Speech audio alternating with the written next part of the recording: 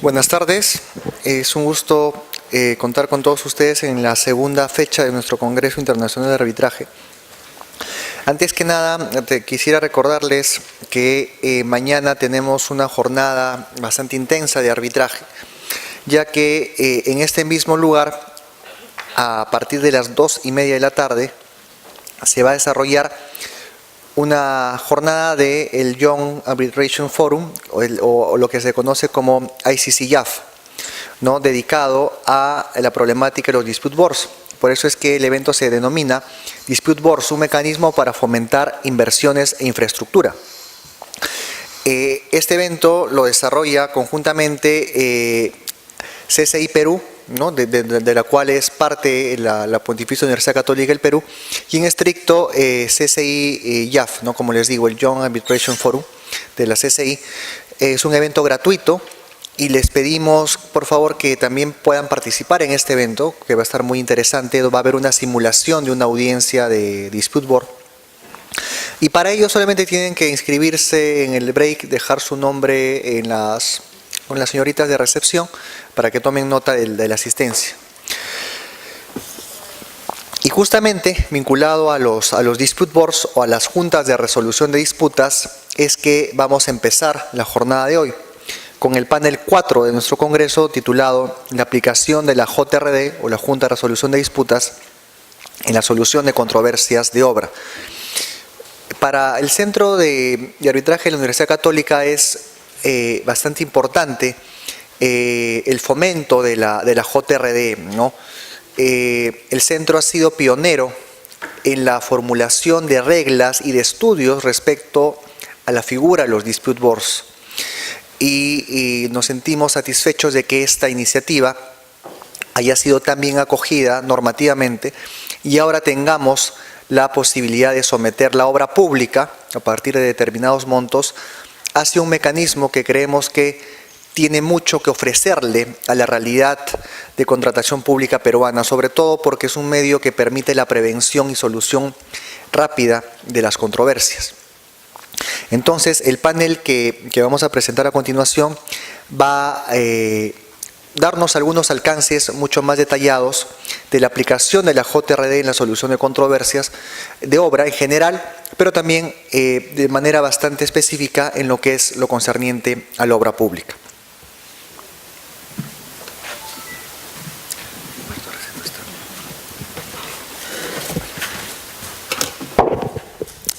En este cuarto panel contamos con la participación de Alex Weichmann, abogado por la Pontificia Universidad Católica de Chile, diplomado en Supply Chain en la Universidad de Santiago, diplomado en Gestión de Equipo de Alto Desempeño, Universidad de Chile, director de Brook Consultores, presidente del Grupo de Trabajo Mandante, contratista en la Cámara Chilena de la Construcción y consejero nacional.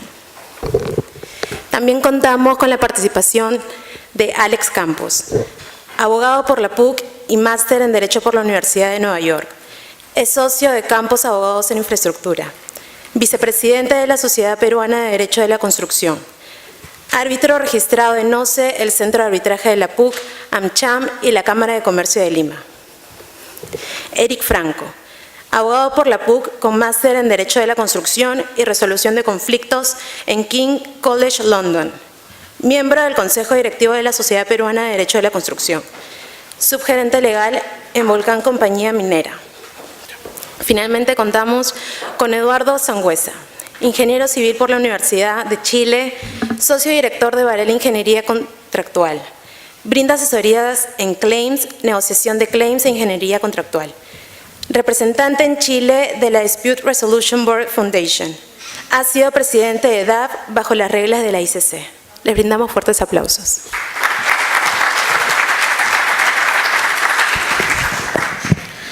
Bien, buenas tardes.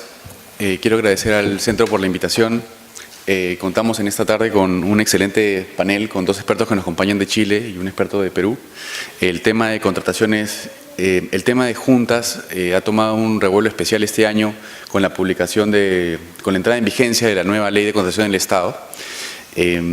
Las entidades están viendo si se animan o no a implementar este nuevo mecanismo. Así que es particularmente oportuno continuar con la discusión a nivel de este foro. Y en paralelo a contrataciones públicas también es una discusión que está muy presente en obra privada. Entonces, este tema que se viene discutiendo hace varios años en nuestro medio toma un cariz especial este año, además con un nuevo gobierno que hace tener algunas expectativas sobre cómo podría terminar desarrollándose este mecanismo, ¿no? Bien, entonces la dinámica de este panel va a ser primero Alex Bageman va a hacer una presentación sobre su experiencia en Chile, luego sigue Eduardo Sangüesa una presentación y luego con el doctor Campo vamos a hacer un intercambio de ideas sobre la educación en Perú y después terminamos haciendo un intercambio y preguntas del público. Entonces, Alex, por favor, si podrías comentarnos. Hola, buenas tardes. Antes que todo quisiera agradecer la invitación de la universidad y particularmente la relación con César Guzmán Barrón, que tuvo la amabilidad de hacerme postergar mis vacaciones durante una semana para poder estar presente en este evento, ¿eh? Así que bueno, ya a esta altura me siento de vacaciones, la última actividad. Quisiera comentarles un poco la experiencia a propósito de los dispute boards. Ha sido interesante especialmente el movimiento que se ha dado estos últimos años. Cuando partí viendo esto, por ahí por el año 2007, me parecía una cosa muy lejana, pero dado cómo se han ido generando las relaciones entre los propietarios y los contratistas hoy día, desde mi perspectiva, no solamente es una figura conveniente, sino que además profundamente necesaria por algunas ideas que voy a compartir con ustedes el día de hoy. Bueno, a ver, la relación hoy día en los contratos de construcción ciertamente es compleja, ¿eh? Y es compleja por algunas de las razones que podemos ver acá. La globalización generó cambios en las costumbres de contratación. Tenemos contratistas de mayor tamaño que han fagocitado a otros más pequeños y por lo tanto se han ido generando equilibrios en los poderes de negociación. Tenemos relación y comunicaciones que se han ido volviendo altamente judicializadas y han generado todo un mercado en donde se han insertado abogados, ¿cierto?, ingenieros, constructores, arquitectos en esta cadena de relación. Y clientes que han ido desarrollando servicios cada vez más integrales. Originalmente, o hasta hace algún tiempo atrás, contábamos con sistemas de contratación verticales, en donde estaba por una parte la construcción, por el otro lado la ingeniería. Luego a alguien se le ocurrió que era una muy buena idea mezclar ambas cosas. Luego a alguien se le ocurrió que además era interesante incorporar el suministro. Luego alguien dijo que podía ser también una buena idea incorporar el financiamiento. Y de ahí en adelante hemos ido desarrollando modalidades contractuales de muchísima mayor complejidad.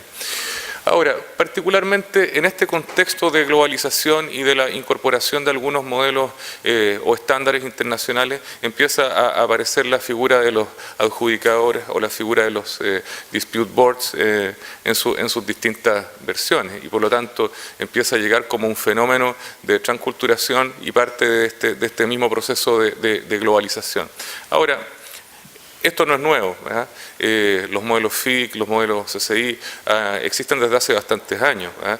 Pero aparentemente hoy día se está generando un campo que es bastante más adecuado para poder incorporar este sistema bajo la lógica fundamentalmente de lo que uno puede esperar de una junta de resolución de disputas o un dispute board es contar con un tercero que equilibre hasta cierto punto los poderes de negociación de ambas partes, en particular cuando existe una situación de desconfianza entre ambas partes. Y yo creo que lo que hoy día estamos viviendo, diría, en Latinoamérica desde un punto de vista global, es una pérdida de confianza, ¿eh? Pérdida de confianza en las instituciones y una pérdida de confianza también, muchas veces, en el personaje que tenemos al frente. Bueno, quisiera comentar brevemente algunas informaciones respecto de la experiencia que nosotros tenemos en Chile. Todos los años se hace un estudio que desarrolla una consultora por encargo de la Cámara Chilena de la Construcción. Y en este estudio hay algunos datos que llaman particularmente la atención. Por ejemplo, que el 42% de las empresas presentan conflictos con el dueño, entendiendo como un conflicto una dificultad que ha tenido que ser visto por un tercero. Y un 89% divergencia, vale decir, situaciones que no se lograron convertir en un conflicto que se fueron resolviendo en la obra, pero que sí representó un problema entre las partes. El 79% de los contratistas generales, vale decir los que trabajan en el sector privado, y el 69% de los contratistas de obras públicas evidencian el conflicto durante la obra. Y cuando les preguntan cuál sería la causa principal de este conflicto, la respuesta es que no contamos con un sistema de resolución inmediata de las divergencias que se van presentando cuando las obras se van desarrollando. Y esto ya nos indica un primer punto. Algunas ideas entonces en relación a las juntas de resolución de disputas. Yo creo que lo primero es, antes de la aplicación normativa, hacerse algunas preguntas previas en relación al esquema de funcionamiento. Lo primero es cómo superar las resistencias en la implementación. Lo segundo tiene que ver ya con la operatividad misma del sistema. Lo tercero es la permanente dificultad que se ha producido entre estas juntas y las figuras arbitrales, por otro lado.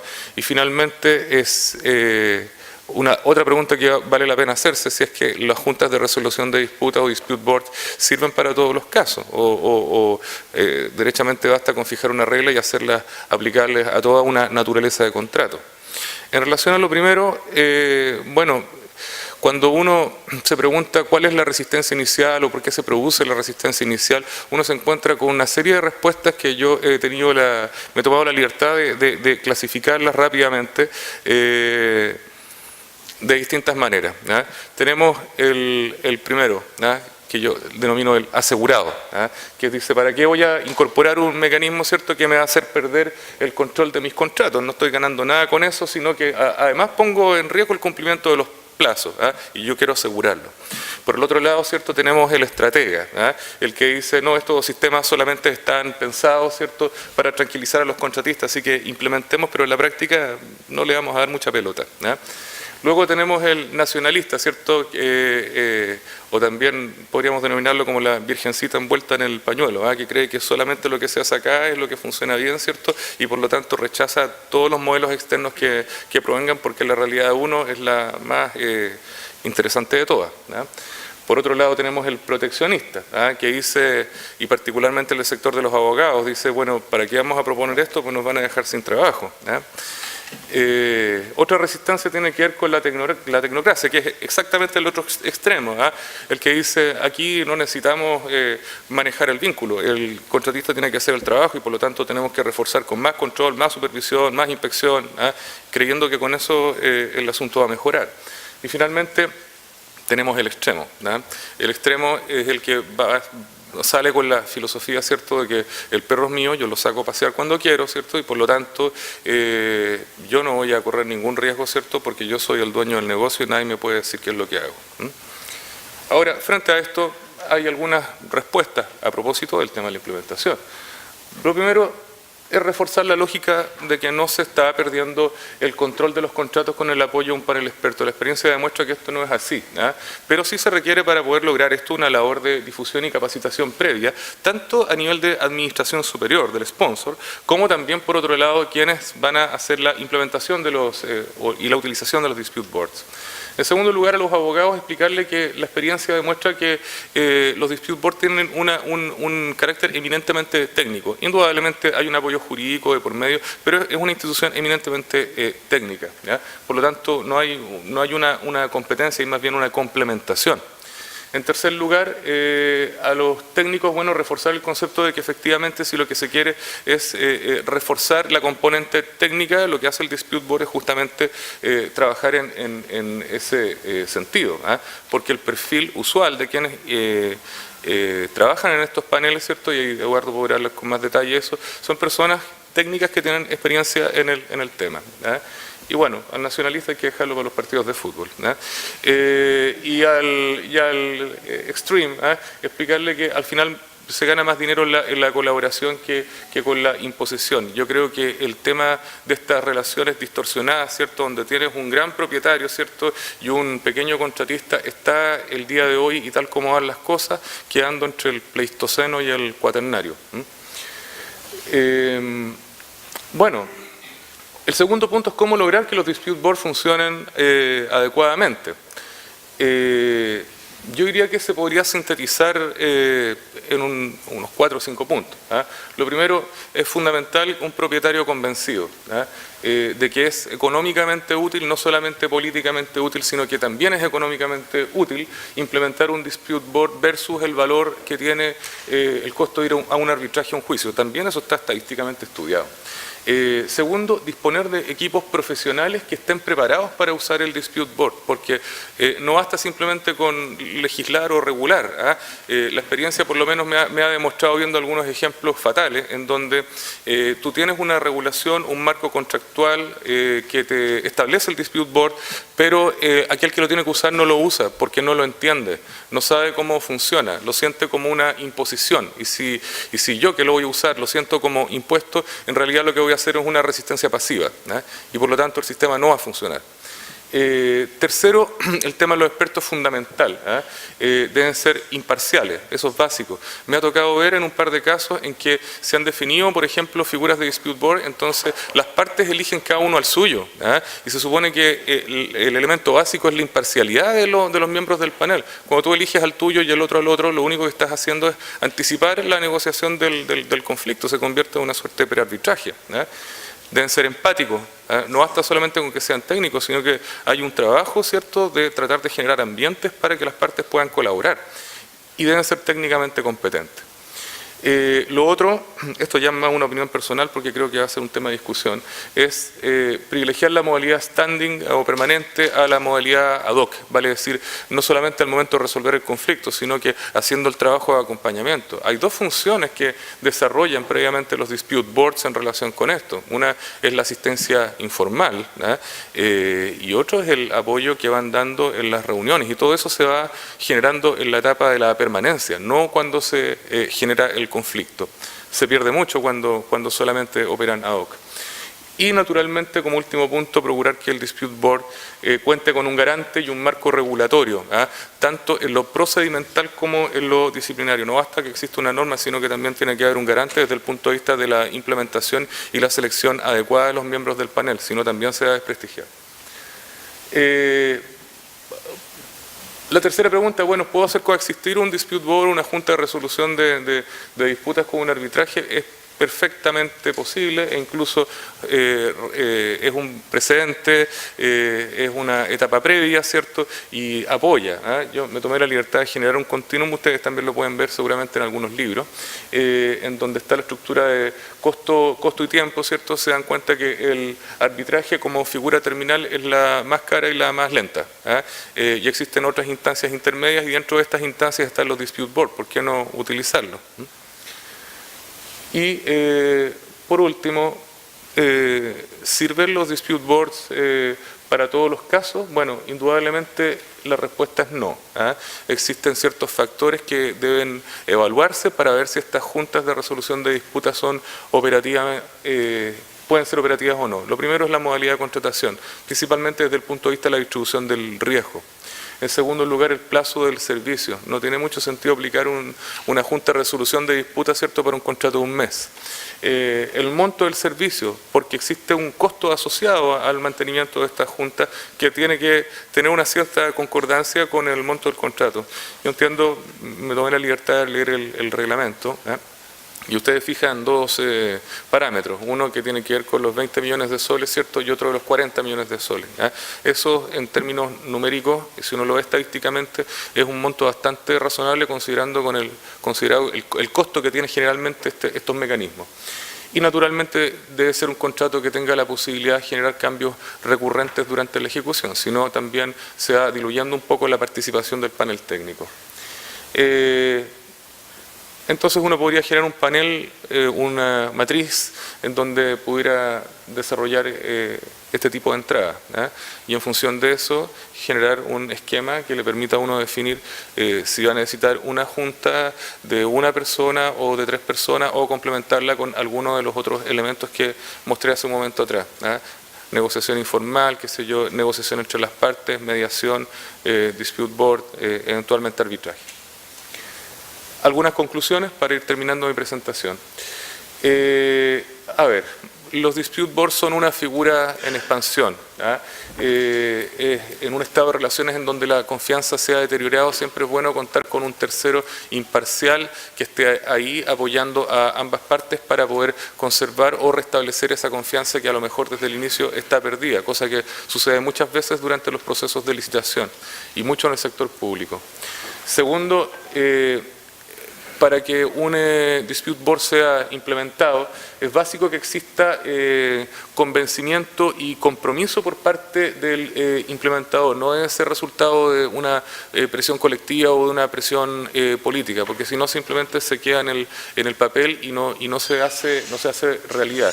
Y por lo tanto hay un trabajo que me parece que va a ser un trabajo muy importante a partir de ahora, y que tiene que ver con la implementación, la difusión, la capacitación de manera de poder entender bien cómo opera este sistema antes de proceder ya con la implementación operativa propiamente tal.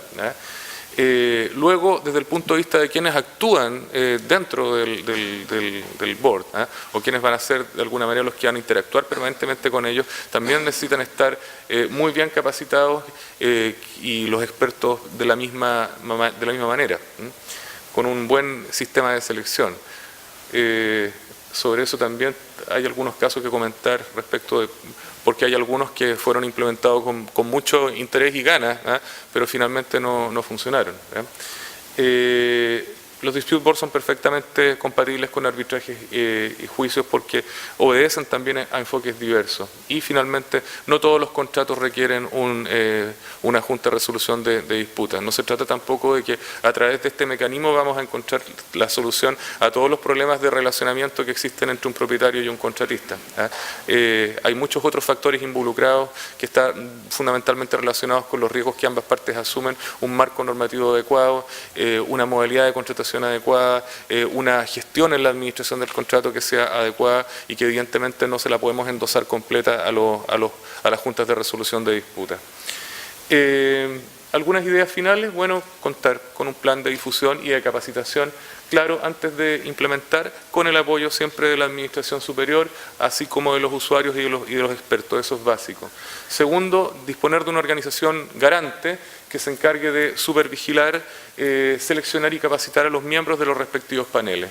Tercero, contar con una matriz clara que permita identificar en qué contratos resulta conveniente y en cuáles no.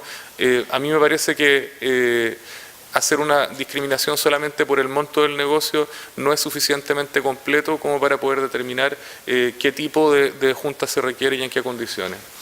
Y finalmente contar con un esquema de seguimiento de la implementación que permita poder hacer ajustes en función de los resultados que se vayan dando en la realidad local. Eso era lo que quería compartir con ustedes. Muchas gracias.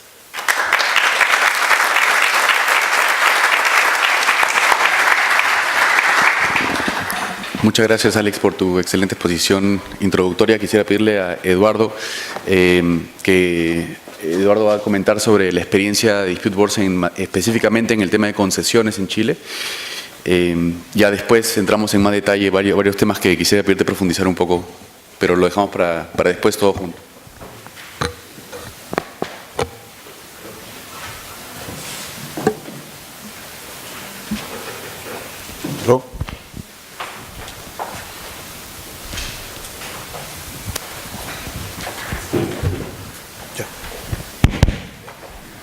Bien, buenas tardes. ¿Se escucha ahí? ¿Sí? Sí, bien. Buenas tardes y bueno, es un honor poder estar aquí presentando en esta prestigiosa universidad ante, me imagino que la mayoría de abogados. Es para mí un gran honor poder como ingeniero estar aquí parado ante ustedes. Bueno, también agradecer a César por la invitación. Una de las tantas idas a Chile, por ahí nos conocimos y y realmente así se van dando las cosas en el sentido de que va existiendo la cooperación y hemos tenido cooperación en mi rol también como representante en Chile de la Fundación. Me ha tocado ver algunos casos, he tenido que ir a Perú también por lo mismo, aquí a tratar con Jaime Grey, ¿ya? Entonces, les voy a hablar sobre la experiencia que hoy día se tiene en Chile en relación a las concesiones, que es un mercado muy particular que estamos viendo del orden de los últimos 4 años de gobierno, están moviéndose entre 4.000 a 6.000 millones de dólares en concesiones. Eso es lo que se gasta o es lo que se ocupa o las inversiones que se están llevando. Y a contar del año 2010, las concesiones en Chile cambia el sistema de resolución de las controversias. Entonces, los contratos previos al 2010, lo que empleaban, y esto marca el contexto donde se va dando este panel y cómo va a operar este panel, ¿ya? Previo al 2010, la resolución de las controversias en las concesiones entre el concesionario y el Estado, en este caso, se resolvían a través de una comisión conciliadora y posteriormente una comisión arbitral en que el árbitro resolvía como árbitro arbitrador, que entiendo que aquí se llama en conciencia. En conciencia, claro, que es distinto al de derecho, ¿ya? Entonces, esto en el año 2007 generó una crisis. Y genera la crisis porque la mayoría de los juicios arbitrales, porque las comisiones conciliadoras, para que ustedes cómo operaba el sistema, se nombraba la comisión conciliadora con 3 miembros, nombrados uno por la concesionaria, otro por el Estado y otro entre los dos nombraban a otro, pero finalmente era un representante. Esta misma comisión conciliadora, cuando no lograban llegar a la conciliación, se pasaban y se colocaban el traje, ahora de árbitro, pero árbitro arbitrador. Entonces, era bien perverso el sistema, porque los mismos árbitros o los mismos conciliadores pasaban después a ser árbitros. ¿Qué creen ustedes que podría pasar por naturaleza humana, sin desconfiar? Entonces, bueno, finalmente lo que pasa es que en el año 2007 se resuelve una controversia, que es una de las controversias más grandes, que es por la concesión de las cárceles, eran como 200 millones de dólares y que se resuelve en contra del Estado. ¿Ya? Dado eso, es que en Chile se decide y se cambia la ley. Y es por eso que sale la ley del 2010. ¿Y por qué cambia la ley? Porque, de hecho, cuando uno ve la historia de la ley, en la historia de la ley se ve de que tanto senadores y diputados de cualquier lado, todos sentían de que el Estado con esta ley se sentía débil. Y que era una ley que no protegía el Estado de Chile. Y que por lo tanto había que cambiar el sistema de resolución de controversias. Y es así que en el año 2010 sale esta nueva ley, que ahí está su número por si la quieren buscar, en donde se establece el panel técnico, que es lo que voy a hablar ahora, y en segunda instancia, si el panel técnico no resuelve o no se llega, o sea, el panel técnico siempre resuelve, si no se llega a un acuerdo con esa recomendación, entonces se llega a una comisión arbitral que se resuelve fundamentalmente en derecho, ¿ya? Donde ya no es una resolución por la conciencia o por lo que los árbitros se logren convencer, sino que tienen que resolver en derecho. Esto entonces marca un antes y un después en la ley, un antes y un después en las concesiones. Cuando se estaba discutiendo la ley, muchas concesionarias dijeron que en Chile los inversores se iban a ir. Los inversionistas en concesiones se iban a ir, de que era un cambio de reglas tan grande de que esto no podía, significaba un gran cambio, que las concesionarias se iban a ir de este país. Bueno, finalmente no pasó eso. Y en el año 2010 empieza a operar el sistema, este nuevo sistema del cual voy a hablar sobre los paneles técnicos. Entonces estamos en este contexto donde el cambio de ley y donde este panel está muy por sobre, todos están con los ojos encima, porque están contrastando con el anterior sistema, que las concesiones se sentían muy favorecidas y el Estado muy desfavorecido, con un nuevo sistema que lo que busca es garantizar de alguna manera los equilibrios, ¿ya? Con ese espíritu se realiza. Y en este caso, el panel técnico está compuesto por 5 miembros, que los 5 miembros duran 6 años. Estos 5 miembros ven todas las concesiones que estén vigentes en el año que les corresponde ver. Hoy día tengo ahí el listado, están viendo 16 o 20 concesiones. Estos mismos 5 miembros. No es que haya un equipo de 5 miembros por cada concesión, sino que los 5 miembros ven todas las concesiones. Además, se nombra por la alta dirección pública, o sea, son concursos públicos donde pueden postular todos bajo ciertos requisitos y se elige por una comisión que obviamente depende del gobierno de turno, pero duran 6 años. Así que es muy difícil de que se logren calzar boteos o alguna cosa así, porque además son paneles técnicos. Y además no tienen que tener relación con las concesionarias ni con el MOP en los últimos 12 meses. Obviamente, también se pide especialización. ¿Qué especialización? Este panel está compuesto por 2 abogados, 2 ingenieros y un economista.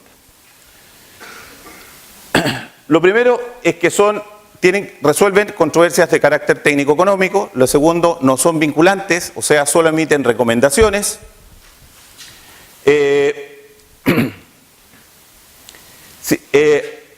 Solo emiten recomendaciones. Se pueden, posterior a la recomendación, se puede ir a la comisión arbitral o a la Corte de Apelaciones, pero todas las controversias de carácter técnico-económico tienen que pasar previamente por el panel y no se pueden ir a la comisión arbitral si es que no pasan por el panel. Lo otro es que los miembros se nombran para todas las concesiones, ¿ya? Y están independientes si haya o no haya controversia. Van a existir igual, el panel se tiene que constituir igual. Por lo tanto, van conociendo la ejecución de la obra desde que nace la concesión. Obviamente en el periodo que les toca estar, que son los 6 años. Entonces, nace la concesión, se diseña, se construye y opera. Y el panel técnico va teniendo continuidad en ese proceso, ¿ya? Posteriormente, quería comentar que el plazo que tienen para resolver son 30 días. Se puede ampliar a 60, o sea, 30 días más. Lo bueno que tiene el sistema es que existe inmediatez en los requerimientos. El hecho de que se establezca un plazo de 30 o 60 días obliga al panel a tomar acciones inmediatas, ¿ya? No es necesario, o sea, solicita antecedentes. Si los antecedentes se piden, se les da plazo y no se cumplen los plazos y se necesita más, a lo mejor pudiera ampliarse el plazo. Pero si no están los antecedentes, tienen que resolver igual, ¿ya? Entonces es un proceso y les voy a contar un caso ahí donde se puede ver este tema.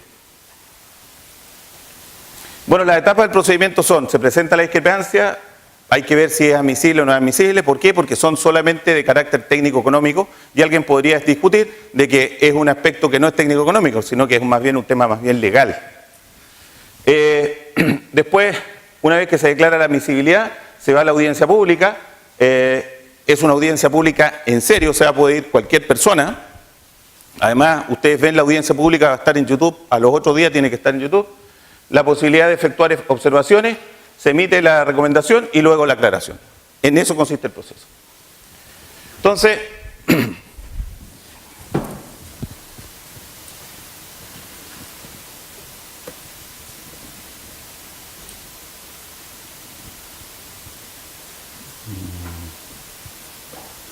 acá está.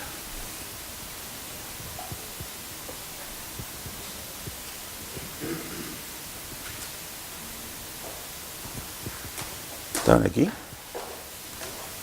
¿Usted la tenía aquí? Bueno, y una de las cuestiones importantes es que este proceso es público y transparente. Y esto es súper importante. O sea, el hecho de que sea público y transparente, hoy día, con lo que ya hemos operado, hoy día hay 6 controversias que están en curso. Ustedes se pueden buscar. La página se llama paneldeconcesiones.cl. En esta página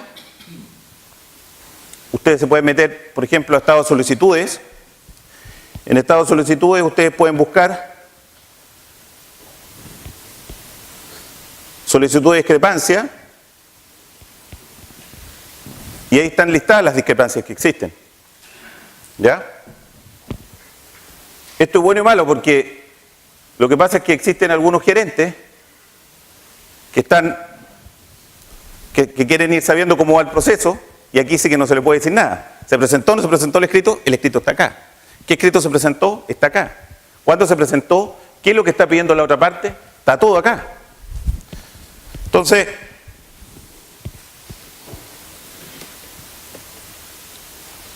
en este caso, porque además se resuelven cosas del Estado.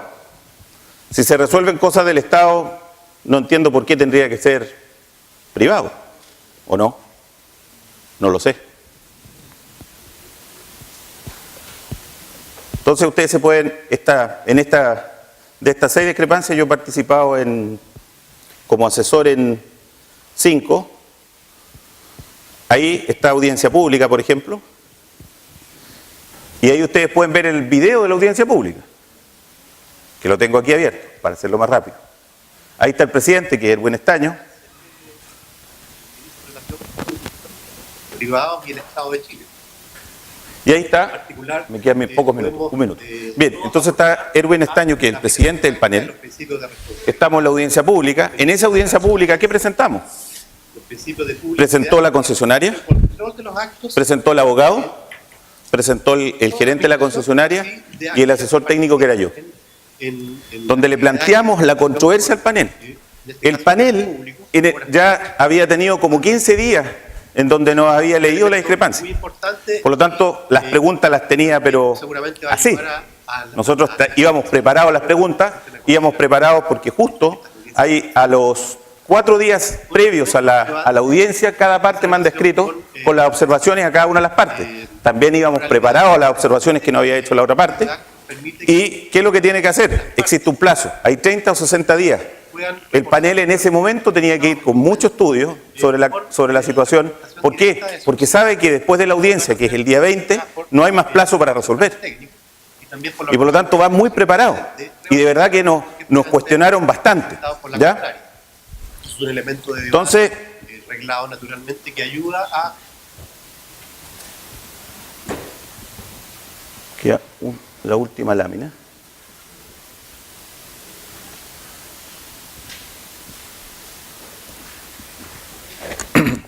Entonces, ¿cuál es la riqueza del procedimiento?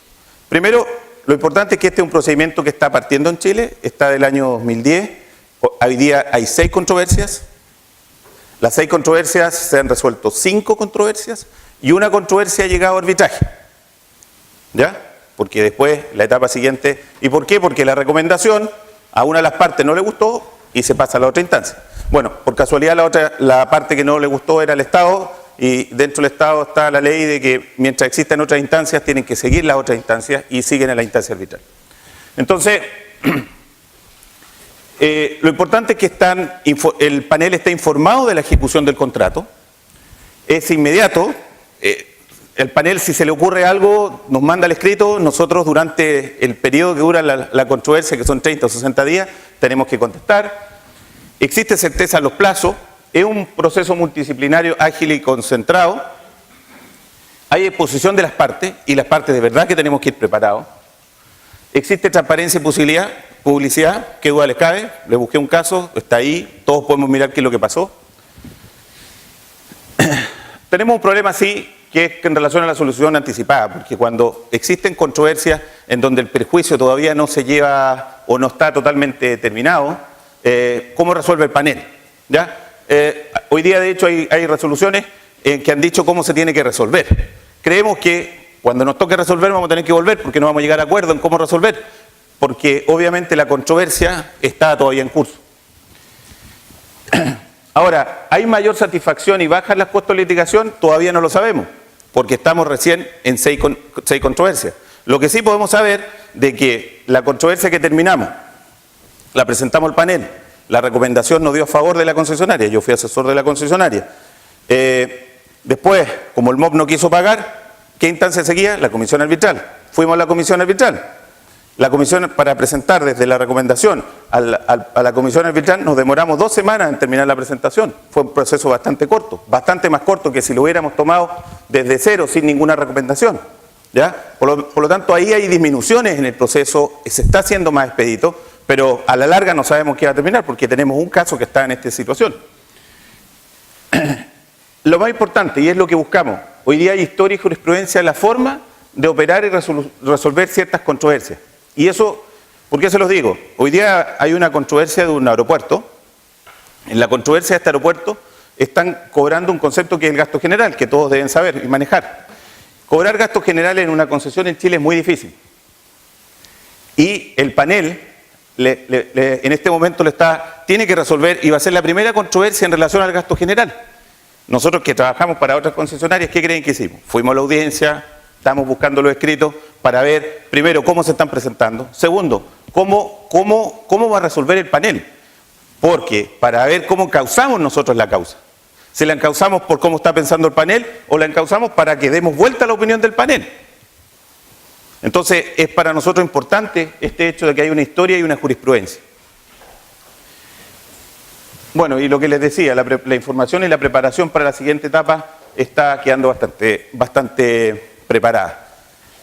Lo otro, ahora, tiene cosas buenas que es las cosas que se les acabo de contar. Las cosas malas están por verse. Una de las cosas que creemos que puede ser la debilidad del sistema es que son 5 personas que son para 21 concesiones. 21 concesiones que hoy día son 4.000 millones de dólares. Hasta la fecha hay 6 controversias. Hasta ahora han andado perfecto y han cumplido los plazos. Pero no sabemos qué podría pasar cuando tengamos 21 en paralelo y no tengan cómo cumplir los plazos. ¿Ya? Bueno, ahí está también, lo pueden ver, la ejecución presupuestaria. Este panel cuesta al año del orden de $1 millón. Eso es lo que cuesta. Bien, muchas gracias.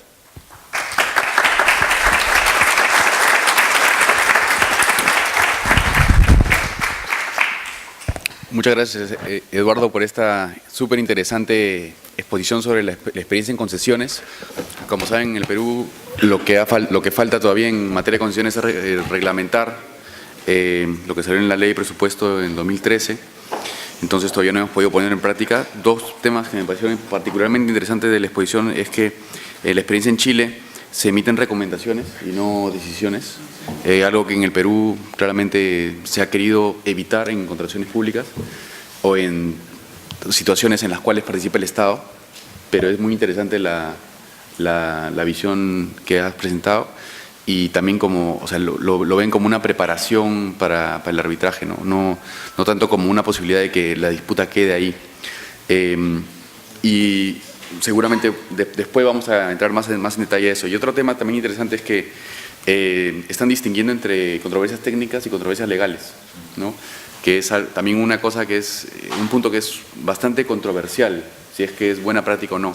Pero eso lo discutimos al final. Yo quisiera ahora pasar a preguntarle a Alex Campos sobre la experiencia en Perú y quisiera preguntarte, Alex, ¿cómo ves la evolución de las JRDs en Perú?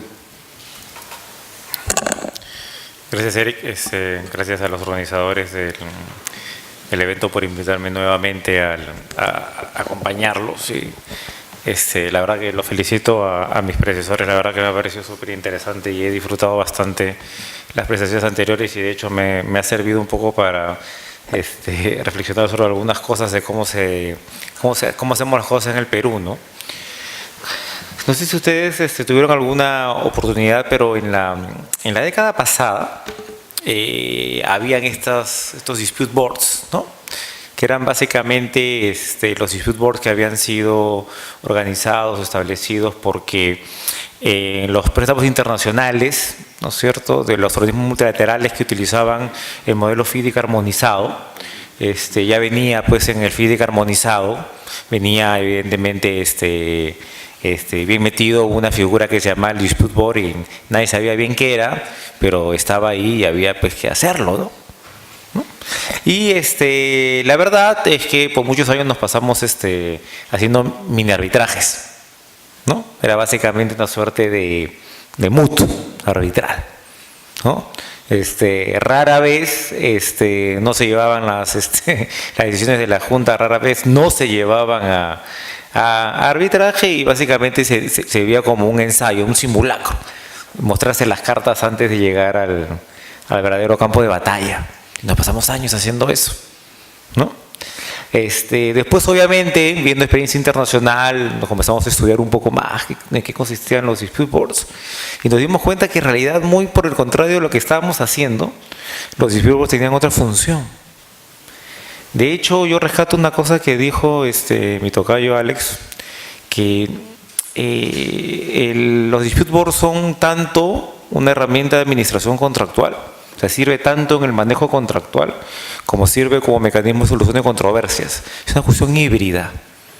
Es decir, el dispute board entendido correctamente y entendido en su máxima expresión, es tanto una herramienta de buena administración contractual colaborativa, como un mecanismo de resolución de controversias, y ahí está su riqueza.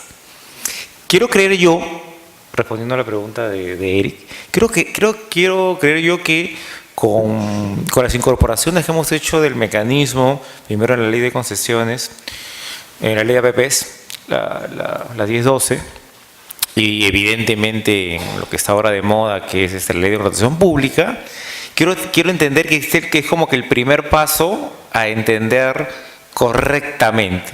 ¿Okay? Y digo que es un primer paso porque, como todo, iremos aprendiendo en base al ensayo y el error. Yo sé que muchas personas piensan que existen muchos errores en la ley de contratación pública sobre los dispute boards, que de hecho lo existen, seguramente lo veremos más adelante. Pero yo prefiero ver el vaso medio lleno que medio vacío. Existe, en mi opinión, un reconocimiento que es de un principio elemental en la construcción. La peor obra es la obra que se demora. Lo peor que le puede pasar a una obra no es perder o ganar un arbitraje. Lo peor que le puede pasar es que se demore demasiado la obra, y la verdad es que, ya que es la muerte prácticamente de la obra, que es la paralización de la obra. Normalmente las obras, cuando se paralizan, sufren una estocada, de las cuales muy pocas obras se reponen, y cuando se reponen lo hacen a un costo muy alto.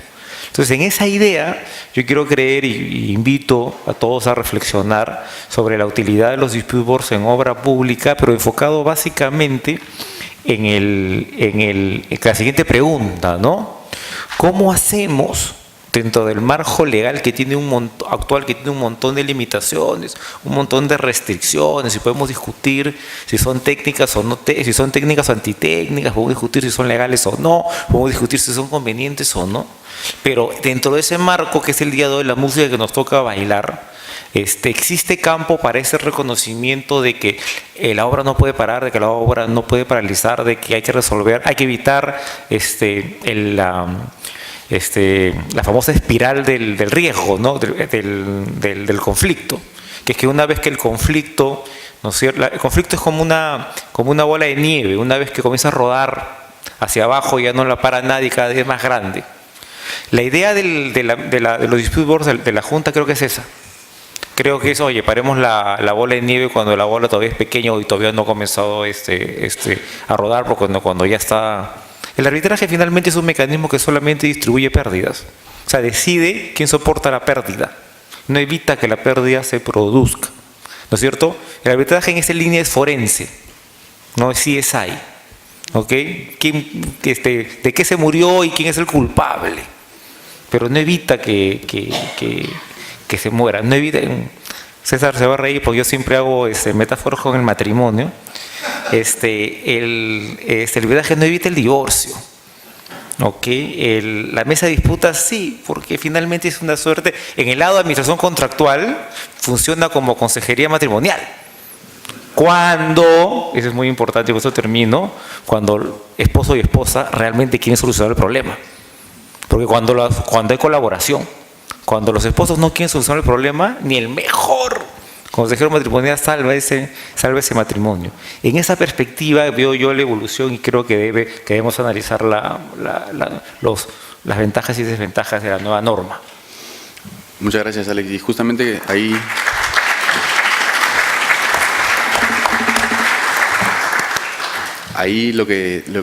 justamente la pregunta que te quería hacer era ¿cómo ves la nueva norma, la directiva de OCE y el reglamento, ¿no? Como les decía, veo el vaso medio lleno. ¿Ok? Veo el vaso medio lleno. Existe una tendencia, y seguramente para nuestros colegas extranjeros, Alex y Eduardo, esto les puede parecer un poco raro de entender, pero es el mercado peruano y es una idiosincrasia. A veces queremos hacer bien las cosas, hacemos buenas normas, extraordinarias directivas, y al final le agregamos un párrafo, ¿no es cierto?, que borra con la mano derecha todo lo que con la izquierda lo que hicimos con la derecha. ¿No es cierto? Eso ha pasado mucho. ¿Cuál es el tema?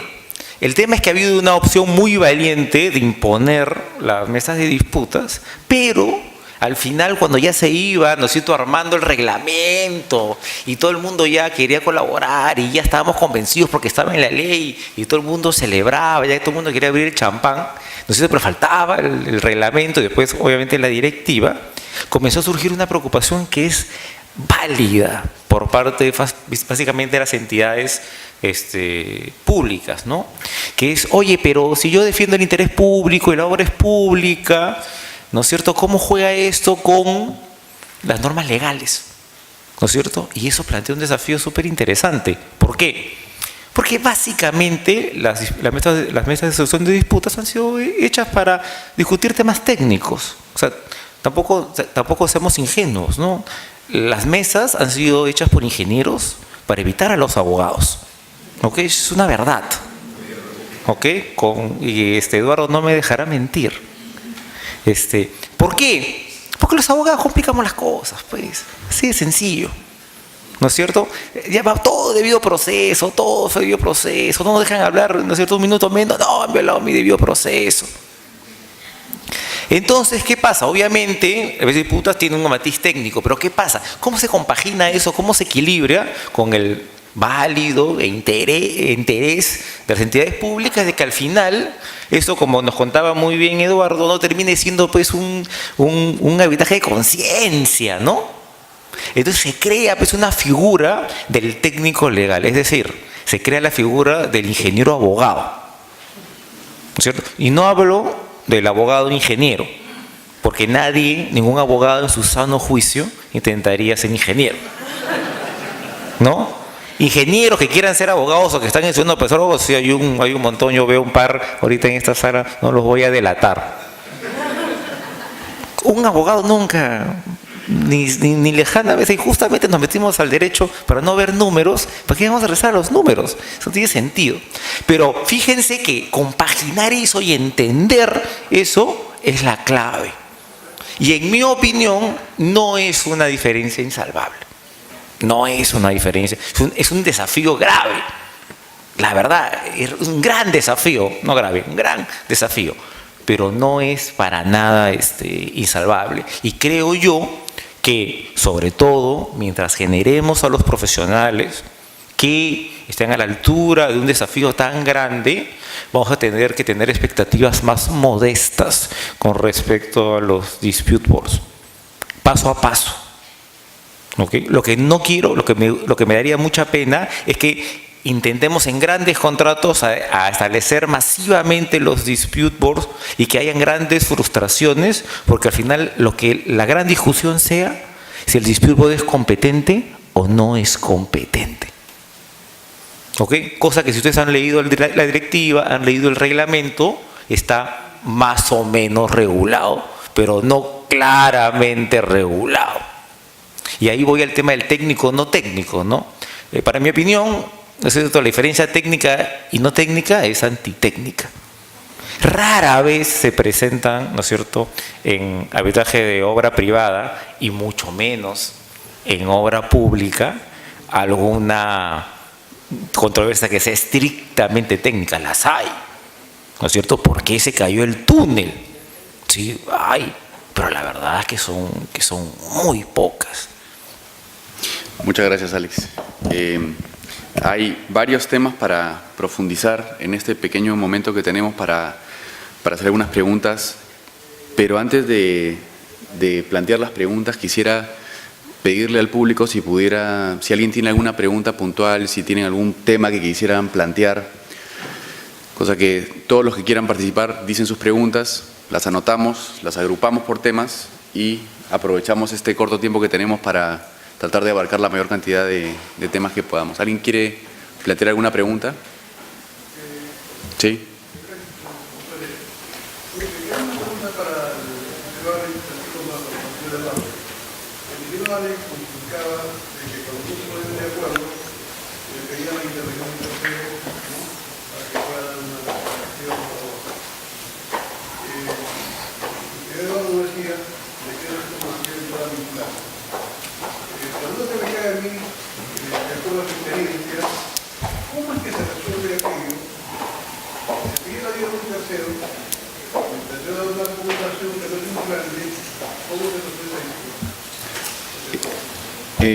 O sea, la pregunta, para ver si estoy entendiendo bien, es,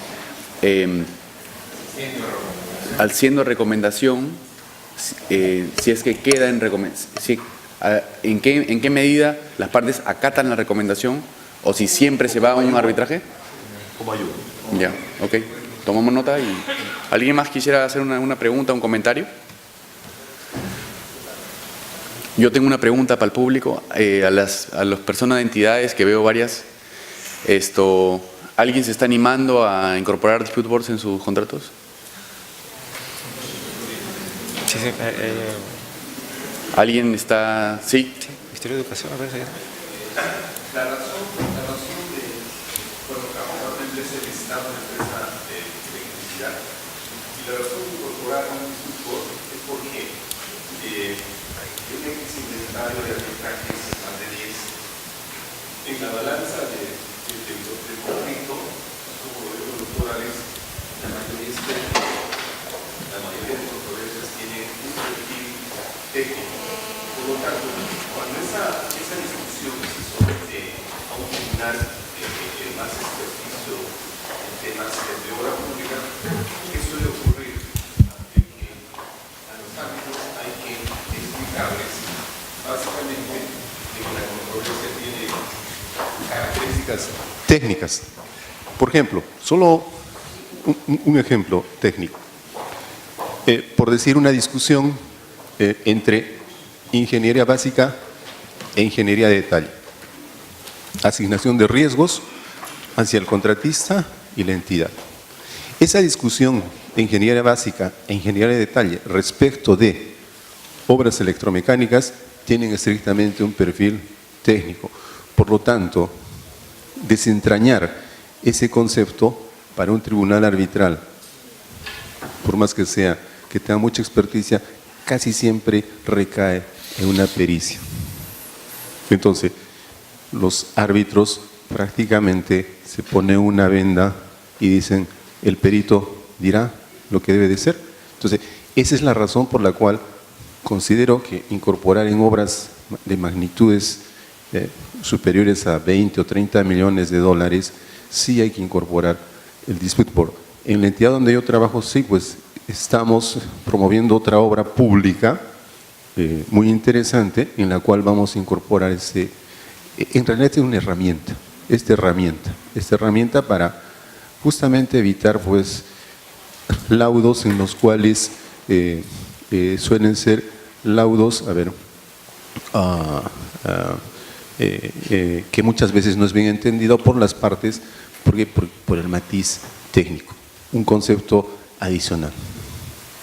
Los gastos generales respecto de fijos y variables, respecto de un suministro o una obra civil en sí misma. ¿Tiene características técnicas? Sí. Entonces, eso ha de evitar no solamente que el Estado pierda o finalmente gane, sino implica que la obra en sí misma va a tener pues rentabilidad, porque a mayor ampliación de plazo, la rentabilidad de una obra se va a ver seriamente afectada.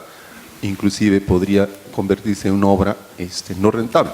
Entonces, esa es la razón por la cual sí nosotros hemos evaluado técnico-jurídicamente la necesidad de incorporar una resolución de disputas. Muchas gracias.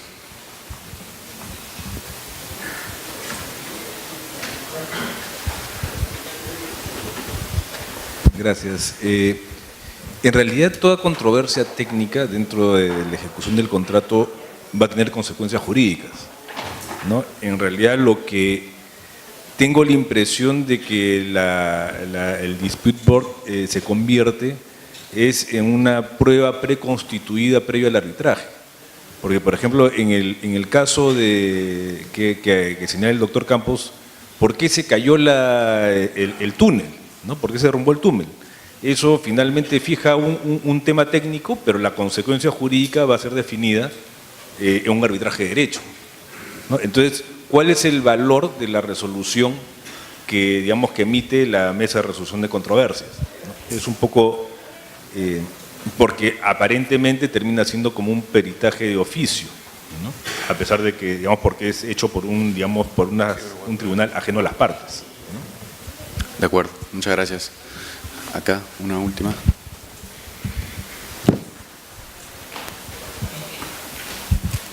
Buenas tardes a todo el panel.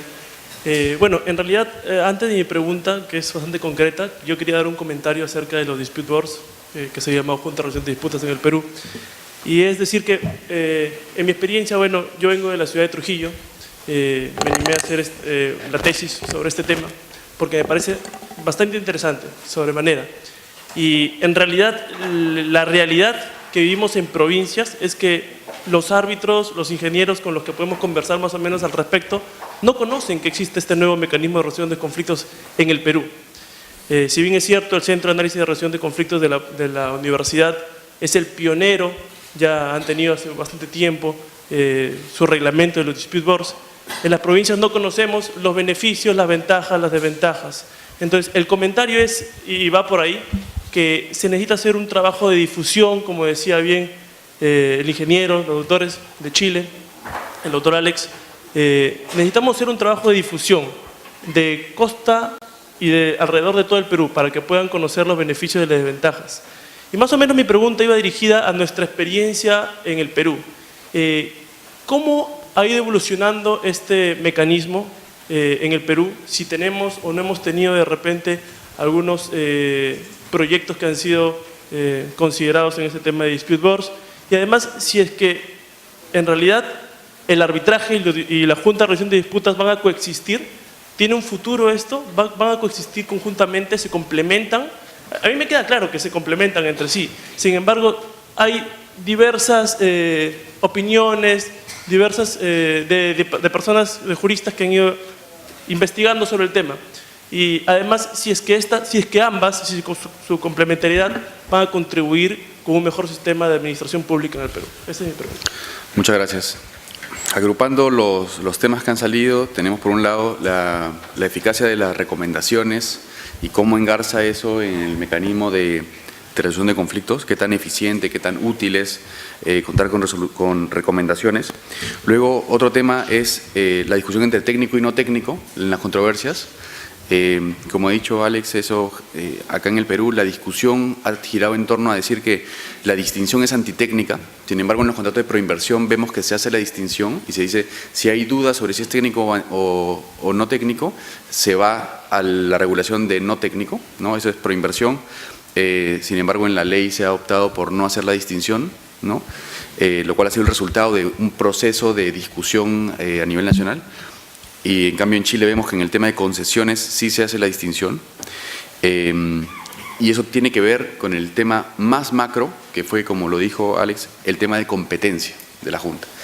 Le llega una controversia y podrían cuestionar la competencia o podrían terminar la Junta resolviendo algo que después termina siendo cuestionado porque no tenía competencia para hacerlo. Ese es el tema grande que está atrás del tema técnico y no técnico.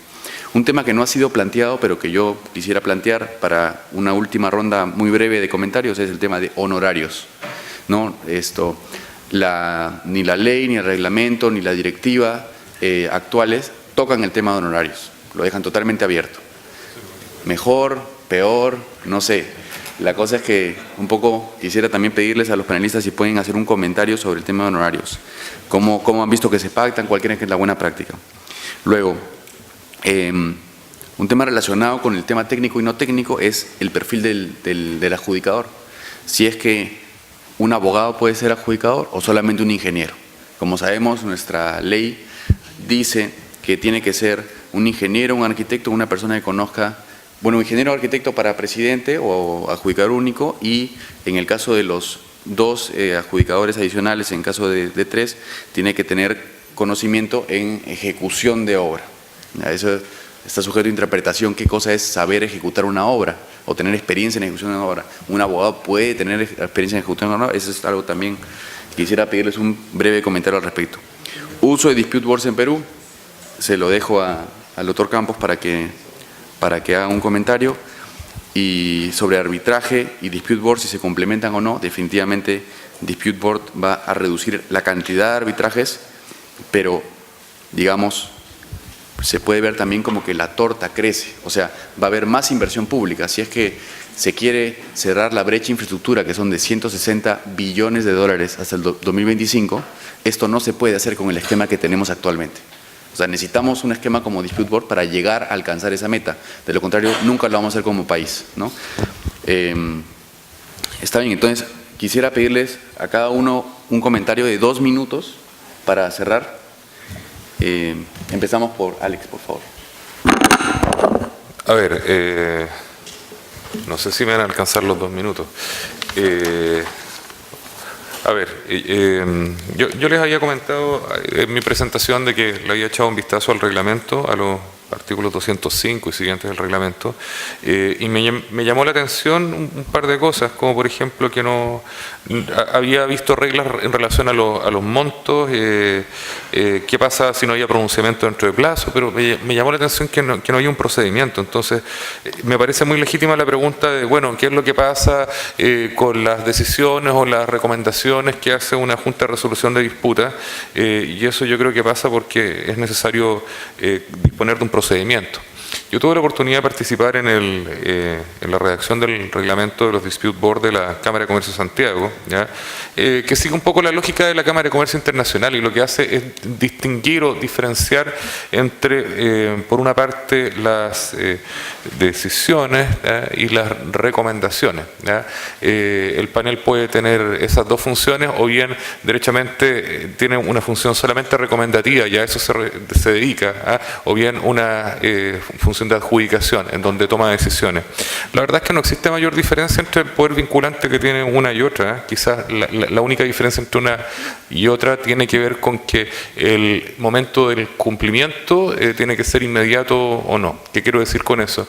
Que cuando hay una recomendación, ¿ya?, el panel, aquel que está perjudicado, ¿ya?, tiene que cumplir en el caso de la recomendación, y puede impugnar la resolución frente a un arbitraje, o en el otro caso lo que tiene que hacer es, tiene la posibilidad de impugnar directamente ante un árbitro, ante un juez, lo que se designe, sin tener la obligación de cumplir. Esa es únicamente la diferencia. En ambos casos siempre está la posibilidad de poder ir a un arbitraje. ¿Por qué?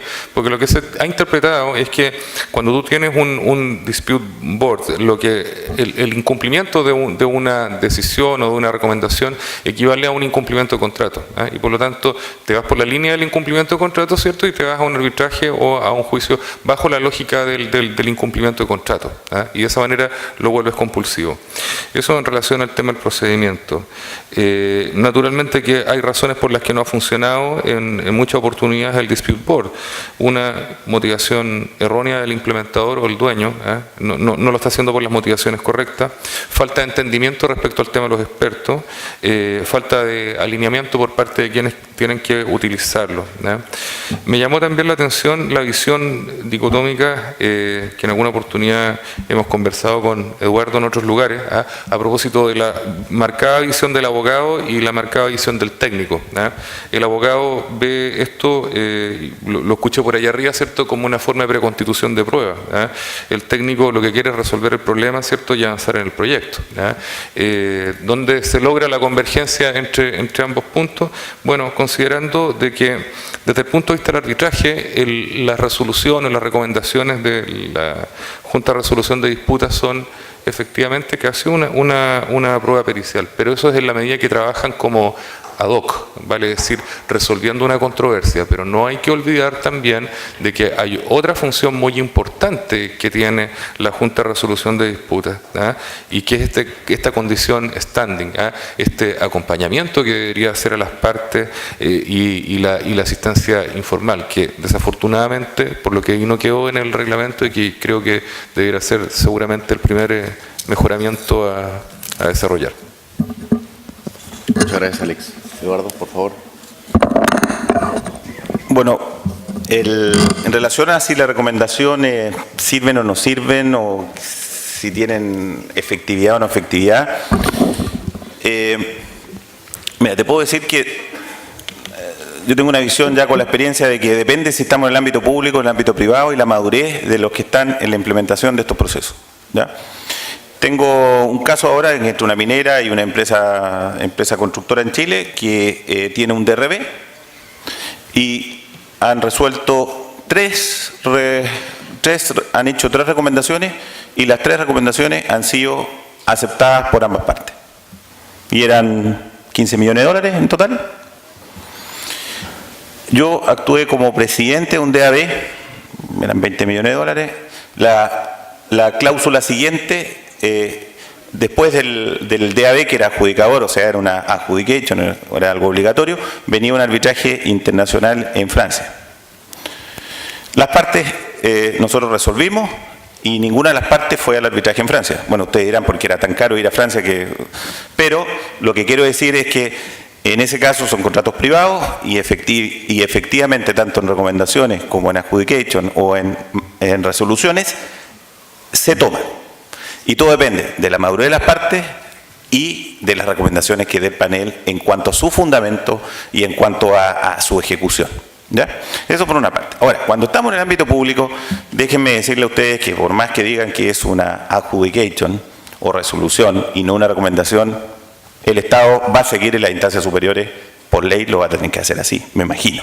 Por lo menos en Chile, sea recomendación o sea imposición o resolución, el Estado por ley tiene que seguir en las instancias superiores.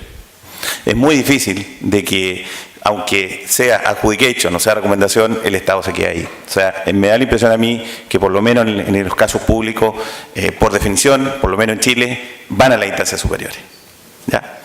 Ahora, en relación me da la impresión que aquí todos me miran medio feos, quiere decir que aquí el Estado llega a la resolución y la van a acatar. No lo sé, no me queda tan claro. Ayer escuché la ejecución de los laudos en el arbitraje incluso. O sea, estamos hablando de una instancia superior. Entonces, por eso no nos conformemos que no sean recomendaciones y que por eso se van a considerar y poco menos que van a ser una letra para que el Estado las asuma. No me queda tan claro. Luego, en relación a los honorarios, que no sé por qué siempre importan mucho, los honorarios, bueno, en Chile el presidente del panel gana $10.000 mensuales. ¿Por qué? Porque funciona de manera permanente y él tiene dedicación exclusiva, no puede realizar ninguna otra actividad más, ¿ya?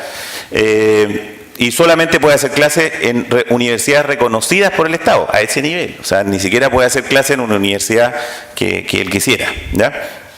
Y un panelista en Chile gana del orden de $200 a $300 por hora. No sé, será mucho o poco, pero eso es lo que se está pagando hoy día. Y en porcentajes, en relación a los montos del proyecto, esto oscila entre 0,5% a un 1,5% del valor del contrato. O sea, estamos hablando de muy poca plata. Claro, y si uno lo compara con un arbitraje, ¿cuánto cuesta? Ahora, si vamos a arbitraje, yo creo que igual se generan ahorros. Pero creo que el tema no pasa por cuánto cuesta, el tema va por una discusión mayor. Ya. Y lo último que quisiera agregar es que el mirar la Junta de Resolución de Disputas como un peritaje previo es porque no estamos entendiendo qué es lo que es un dispute board, ¿ya? Entonces, y si nos cuestionamos mucho, si son ingenieros, son abogados, es que no estamos entendiendo cómo se ejecutan los contratos en la realidad. Porque los contratos, para los que le ha tocado administrar contratos, para los que le ha tocado implementar contratos de construcción, esa pregunta no debiera ni existir, porque los temas no son ni blanco ni negro y tiene que ver con la ejecución de contratos. tiene que ver con la ejecución de intereses, de riesgo, que ni un solo ingeniero experto lo va a poder resolver y ni un solo abogado experto lo va a resolver. Y mi opinión es que pueden coexistir y que en la medida que hayan buenos presidentes y en la medida que hayan buenos miembros, se puede generar una muy buena complementación para lograr buenas recomendaciones o adjudicaciones. Muchas gracias, No sé si Eduardo. queda otra pregunta más. No, Creo que eso es. Sí, excelente. Antes de pasar la palabra a Alex, nada más decir que quisiera decir que, en mi opinión, en la opción por decisiones que son obligatorias desde el momento de su emisión, pero que pueden ser llevadas a arbitraje, que es el modelo de Perú, me parece bastante adecuado para el sector público. Pero bueno, es un comentario personal. Alex. Sobre el tema de la experiencia en Dispute Board, en el Perú, en obra privada funciona y funciona perfectamente. Es más, te diría que ya no solamente es el estándar de la industria, toda la mayoría de cláusulas de controversias tienen un sistema de administración, porque no es un sistema de solución de controversias, es un sistema de gestión y administración del conflicto, que normalmente tiene un mecanismo prearbitral y otro arbitral. Y el prearbitral, ahora el estándar es el Dispute Board. Tan así que incluso la tendencia el día de hoy, el trending topic, ya no es los Dispute Boards, sino herramientas mucho más innovadoras incluso que el Dispute Board, como las estrategias de partnering, que van mucho más, que llevan el concepto de consultoría, asistencia, de standing mucho más allá, mucho más allá. En obra pública, evidentemente estábamos todavía dando los primeros pasos. ¿Okay? Si a mí una entidad pública me preguntara por dónde empezar, es decir, oye, tengo la clara intención de comenzar, ¿por dónde empezar? Yo le diría que lo que tienen que pensar es diseñar bien qué tipo de controversias, qué tipo de... obviamente dentro del marco legal, ¿no es cierto? Y obviamente diseñar y seleccionar con mucho cuidado a los profesionales que van a ser miembros de los Dispute Board, porque el mejor Dispute Board es el que tiene buenos... miembros. En esa línea, dentro de las condiciones que hay que hacer en obra pública, los Dispute Boards, entre ¿no es cierto?, arquitecto o ingeniero con conocimiento en contratación del Estado, es decir, que es el ingeniero abogado, que tiene que ser presidente o adjudicador único, y entre los otros miembros que tienen que ser cualquier otra profesión, le hace abogados, ¿no es cierto?, con experiencia en ejecución de obra, es decir, el abogado ingeniero, ¿no es cierto? Quiero entender yo que cuando se refiere a ejecución no se refiere que haya llevado los ladrillos, ¿no es cierto? Quiero entender que tiene experiencia en administración contractual, de obra, quiero entender yo eso. Jugando con ese marco, lo que hay que pensar es que hay un montón de controversias muy comunes en obra pública que pueden calzar perfectamente en ese esquema, y menciono 3. ¿No es cierto? Evidentemente, ampliaciones de plazo es un súper tema, y además debe ser que 30% de las controversias debe ser ampliaciones de plazo, ¿no es cierto? Segundo, el alcance contractual, sea suma alzada, concurso oferta, el alcance, el contenido contractual, y ¿no es cierto?